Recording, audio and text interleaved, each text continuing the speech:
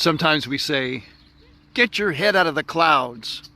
Actually, the truth is, we should put our heads into the clouds more often and into other things that can provide wonderment for us. Like our prairie here at Annunciation Byzantine Catholic Parish in Homer Glen, Illinois. You see how our church overlooks the prairie. The prairie surrounds the church itself. Coming out in this prairie to get my head in the clouds, to get my head into nature, is called contemplative prayer. We have to do this more often. Like the cliche, you got to stop and smell the roses. A lot of cliches actually have a lot of truth to them. That's why they become used a lot. We sort of trivialize cliches, but a lot of them have a lot of truth to them.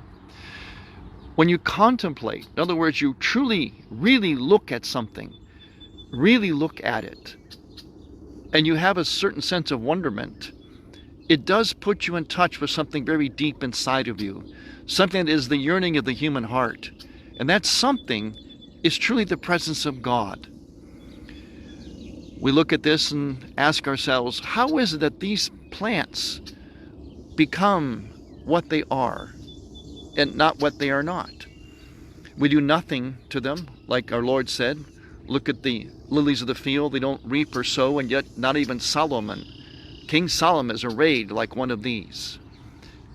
When you look at these prairie plants, or you look up in the sky, or you look at the church and contemplate, meaning you really look at it with that mystical eye, really meditate on it, you cannot help but come to some kind of peace within you, some sense that there's something greater than all of us and all of our problems, that there is a benevolent, purposeful plan by some author that put all this beauty in place, and it just remains beautiful by itself through no effort on our part.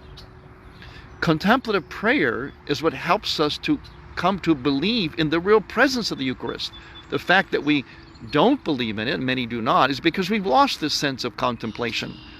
We've taken our heads out of the clouds. They need to go back in, where wonderment, gratitude become our interior disposition, where we actually sense and are awed by this overwhelming love and wisdom and genius and goodness of God that is so easily experienced in His nature, in what He Himself created, through no help of our own. Contemplative prayer then brings us to a more formal sense of prayer. In other words, doing our formal prayers, appreciating the liturgy of the Mass, the Eucharist, all the prayer of the Church. But it begins by contemplative prayer, true prayer, really beholding and sensing the presence of God that is shouted at us through the beauty of His creation.